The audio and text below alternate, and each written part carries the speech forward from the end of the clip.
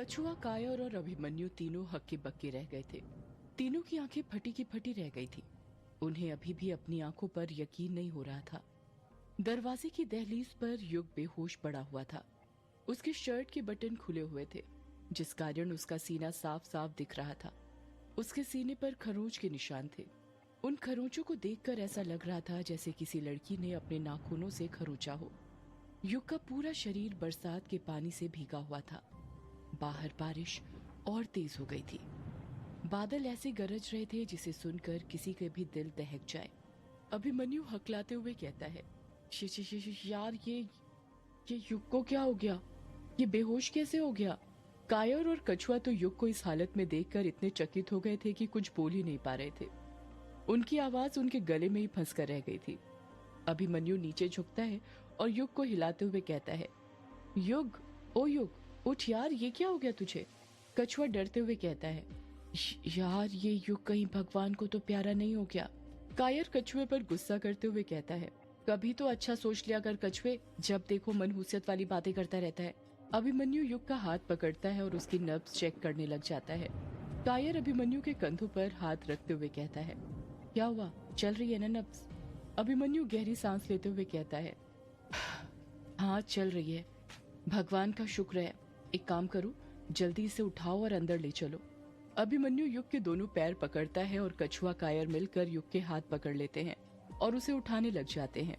अभिमन्यु, कायर और कछुआ ने युग को उठाकर अभी एक दो कदम ही बढ़ाए थे कि तभी कछुआ जहाँ था वहीं पर रुक जाता है।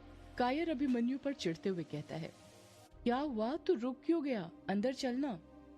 कछुआ घबराते हुए अपनी आंखों से इशारा करते हुए कहता है, यार वो देख सामने। जब अभिमन्यु और कायर सामने की ओर अपनी नजरें करते हैं तो देखते हैं कि वहां पर कई सारे जुगनुओं के झुंड थे जो जगमग जगमगा रहे थे। उन जुगनुओं ने अलग ही रोशनी करती थी, जिस कारण लग ही नहीं रहा था कि बाहर रात थी। पीली रोशनी से ग्रेवयार्ड कोठी के आसपास का सारा इलाका जगमगा गया था। कायर अपना मुंह फाड़ते हुए कहता है, ये इतने सारे जुगनू कहाँ से आ गए? कछुआ उन जुगनुओं को देखते हुए हैरानी के साथ कहता है, पता नहीं यार, और वो भी बारिश में। मैंने आज तक इतने सारे जुगनुओं को कभी नहीं देखा था। मैंने भी यार, पहले वो किश्नोई नदी पर मरे हुए कौवों का मिलना, और अब ये इतने सारे जुगनू। कुछ ठीक नहीं लग रहा। ऐसा लग रहा है जैसे ये सब किसी चीज के संकेत हो, कोई बुरी घटना घटने के पहले के। अभिमन्यु कछुआ और कायर पर चिढ़ते हुए कहता है, कैसे दोस्त हो बे तुम दोनों? यहाँ पर युग बेहोश पड़ा हुआ है और तुम दोनों को जुगनुओं की पड़ी हुई है। कायर अपनी गलती पर शर्मिंदा होते हुए कहता है, सॉरी यार, वो जुगनुओं को देखकर भूल गए थे हम दोनों। युग को अभी अंदर ले चलते हैं। इतना कहकर कायर, अभिमन्यु और कछुआ मिलकर युग को कोठी के अंदर ले जाते हैं और सोफे के ऊपर सुला देते हैं। कायर युग के गाल थपथपाते हुए कहता है, युग, ओ युग, उठ यार, उठ भाई। कछुए, पानी दे जरा, हो सकता है पानी डालने से होश में आ जाए। कछुआ युग के शरीर को ऊपर से लेकर नीचे तक अच्छे से देखते हुए कहता है, यार ये पूरा पानी से भीगा हुआ है और तू कह रहा है पानी ला कर दे। मुझे नहीं लगता पानी डालने से कुछ होने वाला है। यार तू दे तो, मैंने अक्सर देखा है फिल्मों में, जब भी कोई बेहोश होता है तो उसके ऊपर पानी डालने से वो होश में आ जाता है। यार वो रियल लाइफ है, रियल लाइफ और रियल लाइफ में फर्क होता है। कायर चिढ़ते हुए कहता है, यार तू दे तो, मुंह मत ज्यादा चला। फिल्मों में और किस्से कहानियों में जो चीजें दिखाई जाती हैं वो कभी कभी सच भी होती हैं। भूल मत, कहानियों और फिल्मों को हमारी असली जिंदगी से ही लिया जाता है। कायर की बातें सुनकर कछुआ समझ गया था कि चाहे कुछ भी हो जाए, कायर युग के चेहरे पर पानी डालकर ही रहेगा। इसलिए कछुआ ना चाहते हुए भी पानी की बोतल उठाने लग जाता है। सोफे के पास ही कुछ शराब और पानी की बोतल खुली हुई थी, जिनसे कुछ देर पहले ही वो तीनों मिलकर पैक बनाने वाले थे। कछुआ बिना नीचे देखे ही उनमें से एक बोतल उठा लेता है और वो पूरी की पूरी बोतल युग के चेहरे पर उलेट देता है। जब बोतल में का पानी युग के चेहरे पर गिरता है तो कछुआ देखता है कि वो पानी नहीं बल्कि शराब थी जो उसने युग के चेहरे पर पलट दी थी। कायर मुंह फाड़ते हुए कहता है, कछुए, ये क्या किया तूने? तुझे पानी डालने को बोला था, तूने शराब क्यों डाल दी उसके चेहरे पर? कछुआ अपना सिर खुजाते हुए कहता है, सॉरी यार, गलती से हो गया, मैंने देखा नहीं था। क्या कहा, गलती से? तू ना सारे काम बिगाड़। कायर अपनी बात पूरी करता उससे पहले ही अभिमन्यु उसे टोकते हुए कहता है, यार चुप बैठो थोड़ी देर, लगता है युग को होश आ रहा है। देखो उसकी उंगलियां मूवमेंट कर रही हैं। युग ने अपने हाथ की उंगलियां हिलाना शुरू कर दिया था। अगले ही पल धीरे से युग अपनी आंखें खोल देता है। जैसे ही युग अपनी आंखें खोलता है, अभिमन्यु बौखलाहट के साथ पूछता है, युग तू ठीक तो है ना? युग अपना सिर पकड़ते हुए कहता है, हाँ ठीक तो हूँ, बस सिर भारी भारी लग रहा है। अभिमन्यु अगला कोई सवाल पूछ पाता उससे पहले ही कायर युग पर अपना सवाल ताक देता है। युग एक बात बता, तू दरवाजा खटखटाने के बाद बेहोश हुआ या उससे पहले? युग कुछ कहता उससे पहले ही कछुआ बोल पड़ता है, अबे कैसे सवाल पूछ रहा है कायर? जाहिर सी बात है ना, दरवाजा खटखटाने के बाद ही बेहोश हुआ होगा। कोई भूत थोड़ी दरवाजा खटखटाकर भाग जाएगा। क्यों युग, मैंने सही कहा ना? तू दरवाजा खटखटा कर बेहोश हो गया था ना? ये सब छोड़ और ये बता, तू बेहोश कैसे हो गया था? युग अपने सिर पर दबाव बनाते हुए बड़बड़ाते हुए कहता है, मैं बेहोश कैसे हुआ? वो लड़की। अभिमन्यु अपनी आंखें बड़ी करते हुए कहता है, तू किस लड़की की बात कर रहा है युग? वही यार जिसने मुझे नदी पार करवाई थी। वो लड़की कमल का फूल। कायर अपना सिर खुजाते हुए कहता है, ये लड़की तक तो ठीक था, पर अब बीच में कमल का फूल कहाँ से आ गया? गुलाब का होता तो चल भी जाता, क्योंकि लड़कियों को गुलाब के ही फूल दिए जाते हैं, पर कमल का फूल लिटरली? कायर हैरानी के साथ पूछता है, तू किस लड़की की बात कर रहा है युग? यार मुझे ना रोंका मुचा घाट पर एक लड़की। युग ने अभी इतना ही कहा था कि तभी उसे शराब की गंध आने लग जाती है। वो अपने कपड़ों की गंध लेते हुए कहता है, ये मेरे कपड़ों में से शराब की बदबू क्यों आ रही है? कछुआ अपना सिर झुकाते हुए कहता है, यार सॉरी यार, वो तू बेहोश था तो पानी डालने के चक्कर में मैंने गलती से तेरे ऊपर शराब डाल दी। युग इस बात पर कुछ रिएक्शन देता उससे पहले ही अभिमन्यु युग से पूछता है, युग तू इतनी रात में क्यों आया? तुझे नदी पार करने की क्या जरूरत थी? देखा नहीं बाहर कितनी जोरदार बारिश हो रही है? यार कुछ नहीं, वही पुरानी बात। बचपन में पहले पापा का बड़े पापा के साथ झगड़ा होता था और अब मेरा। उन्होंने मेरा मूड खराब कर दिया, इसलिए यहाँ पर आ गया। अभिमन्यु हैरानी के साथ कहता है, मूड खराब कर दिया? पर कैसे और किस बात पर झगड़ा हो गया तेरा आते ही उनके साथ? युग अपना सिर पकड़ते हुए कहता है, यार अभिमन्यु, अभी ना मेरा किसी सवाल का जवाब देने का मन नहीं कर रहा है। मेरा सिर बहुत दुख रहा है। मैं कल सुबह सब कुछ बताता हूँ ना? ठीक है, तू जा पहले कपड़े चेंज कर ले, फिर सो जाना। हम सुबह बात करते हैं इस बारे में। युग अपनी जगह से उठता है और सीढ़ियां चढ़ते हुए अपने कमरे की तरफ जाने लग जाता है। अभिमन्यु मन ही मन सोचने लग जाता है, लगता है आज मुझे अकेले ही यक्षिणी का पता लगाना पड़ेगा। युग के वहां से जाते ही कछुआ कहता है, यार अब तो युग भी आ गया, आकर अपने कमरे में भी चला गया सोने। अब हम लोग कार्यक्रम शुरू करें? कायर शराब की बोतल उठाते हुए कहता है, हाँ करते हैं शुरू। वैसे भी एक बोतल तो तू पहले ही युग के चेहरे को पिला चुका है। कुछ ही देर में शराब के कई पैक बनते हैं और वो सारे पैक कायर, अभिमन्यु और कछुए के शरीर के अंदर जाते हैं। थोड़ी ही देर में तीनों नशे में धुत हो जाते हैं। कायर और कछुए को सबसे ज्यादा चढ़ी थी, पर अभिमन्यु ने लिमिट से पी थी, क्योंकि उसे पता था कि आज रात उसे एक बहुत जरूरी काम को अंजाम देना था, वो भी अकेले। कायर पैक पीते हुए कहता है, तो अर्ज किया है? कछुआ झट से कायर को रोकते हुए नशे में कहता है, 2 मिनट, एक बात बता, ये तू जब भी शराब पी लेता है तो तेरे अंदर का शायर क्यों जाग जाता है? कायर भी नशे में कहता है, तू नहीं समझेगा कछुआ, ये शराब चीज ही ऐसी है, अंदर जाती है तो सारी गम बाहर निकाल देती है। यार मेरे अंदर के गम तो निकालती नहीं, बस जब भी अंदर जाती है तो बहुत सारा सूसू बाहर निकाल देती है। कछुए की बात सुनकर अभिमन्यु हंसने लग जाता है।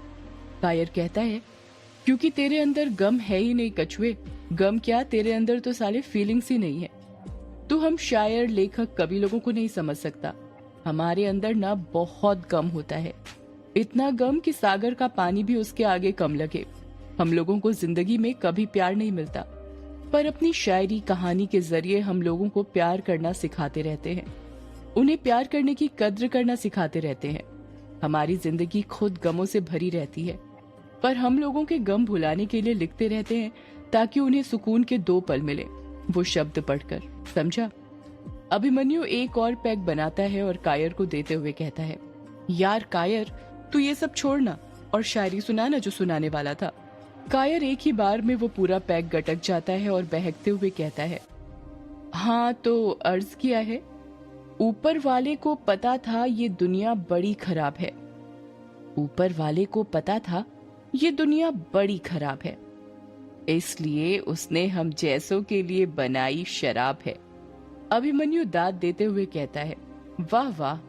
कायर आगे कुछ कहता उससे पहले ही अभिमन्यु आगे का जुमला गढ़ते हुए कहता है, जिंदगी के बाद मौत, मौत के बाद जिंदगी है, जिंदगी के बाद मौत, मौत के बाद जिंदगी है।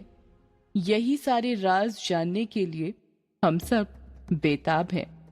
कछुआ मन ही मन बड़बड़ाते हुए कहता है, तुम दोनों ये राज की बात किसी को बताना मत, तुम दोनों ये राज की बात किसी को बताना मत। मैंने डर के मारे अपनी पैंट पर कर दी पेशाब है। कछुए की बात सुनकर अभिमन्यु और कायर अपनी नाक बंद करने लग जाते हैं। कुछ ही देर बाद कायर और कछुआ नशे में इतने धुत हो जाते हैं कि अपनी सुध-बुध खोकर जमीन पर ही सो जाते हैं। पर अभिमन्यु अभी तक जाग रहा था। आखिर इसी पल का तो वो इंतजार कर रहा था कि कब सब लोग सोएं, कब कोठी में शांति हो और वो कब यक्षिणी का पता लगाए। अभिमन्यु बिना किसी हरकत के आराम से अपनी जगह पर से उठता है और अपनी पैंट की जेब में से इंफ्रारेड थर्मोमीटर निकालता है। इंफ्रारेड थर्मोमीटर मोबाइल के आकार का दिखने वाला एक डिवाइस होता है जो बताता है कि तापमान में परिवर्तन किस साइड से हो रहा है, कमरे के अंदर से, बाहर से या किसी और साइड से। ऐसा कहा जाता है कि जहां पर भी अदृश्य शक्तियां होती हैं, वहां का टेम्परेचर कभी भी अपने आप चेंज होता रहता है। इसी तथ्य के आधार पर आज अभिमन्यु ग्रेवयार्ड कोठी के अंदर यक्षिणी है या नहीं, इसका पता लगाने वाला था। अभिमन्यु इंफ्रारेड थर्मोमीटर को ऑन कर देता है। उसके अंदर लाल इंडिकेटर लाइट जलने लग जाती है। जब अभिमन्यु की इंफ्रारेड थर्मोमीटर के डिस्प्ले पर नजर पड़ती है तो वो देखता है कि टेम्परेचर 44 डिग्री था। अभिमन्यु चकित होते हुए खुद से कहता है, अरे ये कैसे हो सकता है? बाहर तो बारिश हो रही है, इस वजह से मौसम ठंडा होना चाहिए। इतना ज्यादा टेम्परेचर कैसे हो सकता है? लगता है जरूर कुछ गड़बड़ है। एक काम करता हूँ, बाहर का टेम्परेचर चेक करके देखता हूँ। इतना कहकर अभिमन्यु अपने कदम दरवाजे की ओर बढ़ाने लग जाता है। जैसे जैसे वो अपने कदम दरवाजे की ओर बढ़ाते जा रहा था, उसके माथे पर बड़ी बड़ी पसीने की बूंदें आती जा रही थी। वो पसीने के कारण भीगने लग गया था। जब अभिमन्यु दरवाजा खोलता है और अपना इंफ्रारेड थर्मोमीटर दरवाजे के बाहर निकालकर बाहर का टेम्परेचर नोट करता है तो उसकी आंखें फटी की फटी रह जाती हैं। बाहर का टेम्परेचर 28 डिग्री था। अभिमन्यु अपने माथे का पसीना पोंछते हुए कहता है, ये कैसे हो सकता है? इतना डिफरेंस कैसे हो सकता है अंदर और बाहर के टेम्परेचर में? इसका मतलब ये है कि यक्षिणी कहीं नहीं गई है, वो इसी ग्रेवयार्ड कोठी में है। इस ग्रेवयार्ड कोठी में कोई न कोई अदृश्य शक्ति जरूर है। इतना कहकर अभिमन्यु घूंट गले से नीचे उतारता है। अभिमन्यु झट से दरवाजा बंद कर देता है और ये पता करने की कोशिश करने लग जाता है कि अगर यक्षिणी ग्रेवयार्ड कोठी के अंदर है तो कहाँ पर है। अभिमन्यु अपना हाथ लंबा करता है और इंफ्रारेड थर्मोमीटर को अपने लेफ्ट राइट करने लग जाता है। जैसे ही अभिमन्यु अपना पहला कदम आगे बढ़ाता है, हैरानी के साथ कहता है, ये क्या? टेम्परेचर एक कदम आगे बढ़ते ही कम कैसे हो गया? इंफ्रारेड थर्मोमीटर का टेम्परेचर 43 डिग्री हो गया था। अब जैसे जैसे अभिमन्यु अपने कदम कोठी के अंदर की ओर बढ़ाते जा रहा था, टेम्परेचर कम होते जा रहा था।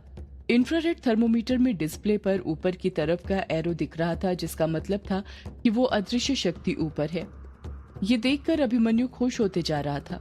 उसके दिल को तसल्ली मिल रही थी, ये सोचकर कि यह अदृश्य शक्ति और कोई नहीं बल्कि यक्षिणी है, जो अभी भी ऊपर वाले कमरे 666 में कैद है। पर इस बात पर पूरी तरह विश्वास करने के लिए अभिमन्यु ऊपर के कमरे की ओर अपने कदम बढ़ाने लग जाता है। जब अभिमन्यु सीढ़ियां चढ़कर ऊपर पहुंचता है तो देखता है कि टेम्परेचर 13 डिग्री हो गया था। वो ठंड के मारे कांपने लग गया था। अभिमन्यु समझ ही नहीं पा रहा था कि ऊपर और नीचे के एरिया में इतना टेम्परेचर डिफरेंस कैसे हो सकता है। अभिमन्यु रूम नंबर 666 से बस 2-3 कदम ही दूर था, तभी वो इंफ्रारेड थर्मोमीटर के डिस्प्ले में देखता है कि एरो अचानक चेंज हो गया था और वो एरो रूम नंबर 666 के बगल में जो रूम था उसकी ओर इशारा कर रहा था। अभिमन्यु अचंभित होते हुए कहता है, ये कैसे हो सकता है? एरो बगल वाले रूम से कैसे दिखा रहा है? यक्षिणी तो रूम नंबर 666 में कैद है।